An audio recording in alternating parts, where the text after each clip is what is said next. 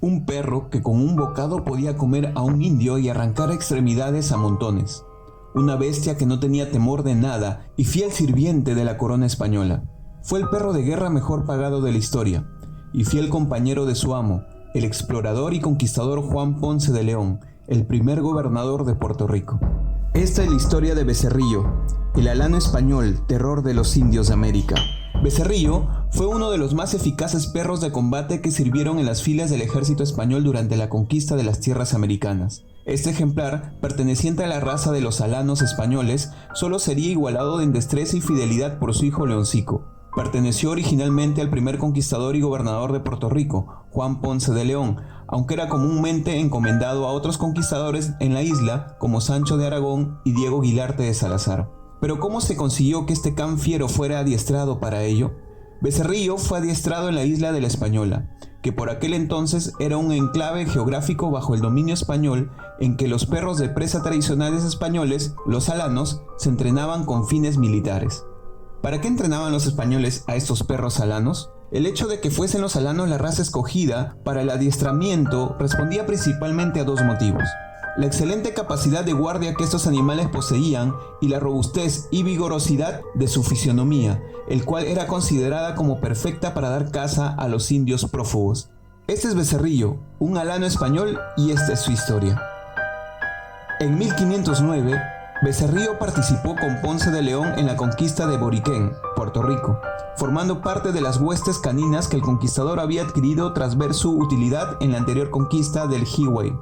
2 años después, en 1511, Becerrillo abandonaría la isla de la Española para dirigirse a la isla de San Juan junto con Sancho de Aragón. Becerrillo, como la mayor parte de los canes empleados durante la conquista americana, pertenecía a la raza de los perros alanos españoles, la cual era una mezcla de dogo y mastín. Según las crónicas americanas, Becerrillo era descomunal, con muchas manchas de color negro que irregularizaban su pelaje rojizo. Además, poseía una nariz oscura y unos ojos de color ocre, que se hallaban circundados por pelo de tintes negruzcos. Tenía una mandíbula poderosa que albergaba dientes muy afilados, capaces de arrancar de cuajo las extremidades de un adulto sin mayor dificultad. ¿Cómo era el carácter de Becerrillo?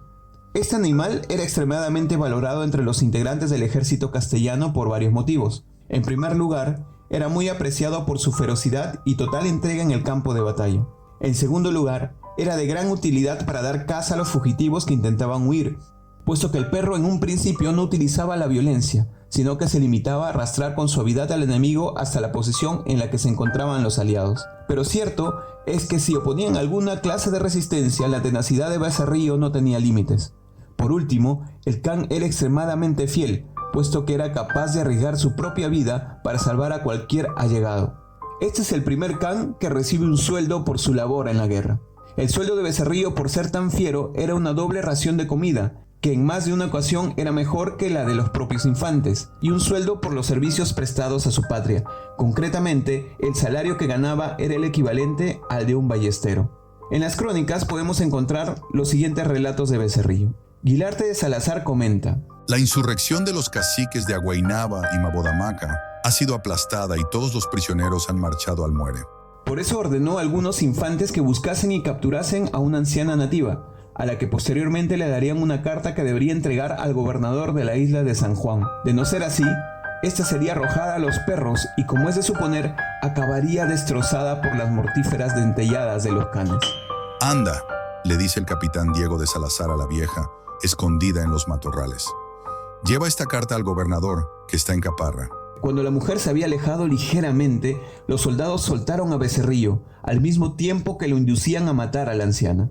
Pero para sorpresa de todos, cuando el can estaba a punto de abalanzarse sobre su presa, ésta se arrodilló y con voz temblorosa le pidió que no le diese muerte, pues iba a entregar una carta a los cristianos. Ante tal situación, Becerrillo, que tenía un entendimiento casi humano, se detuvo y contempló los aterrorizados ojos de la mujer, a la que posteriormente olfatearía y lamería. Algunos cronistas recogen que el perro no la lamió, sino que la orinó. Y se echa a caminar. Camina como un niño chico con bambolear de osito y lleva el sobre a modo de estandarte o bandera en su mano. Cuando la vieja está a tiro de ballesta, el capitán suelta a Becerrillo. La ráfaga hace voltear a la vieja. Becerrillo, duras las orejas, Desorbitados los ojos, la devorará de un bocado. Al acercarse, Becerrillo husmea el sobre. Da unas vueltas en torno a esa bolsa de huesitos trémulos que gime palabras y balbuceos, alza la pata y lamea.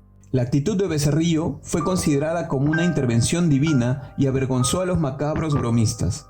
La humillación fue de tal envergadura que cuando regresó Ponce de León, este ordenó que la anciana fuese puesta en libertad y que volviese a su pueblo sana y salva.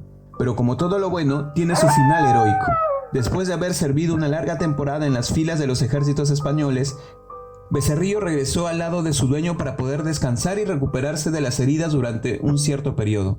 Pues cierto era que el animal pronto volvería a ser requerido por Guilarte de Salazar en 1514.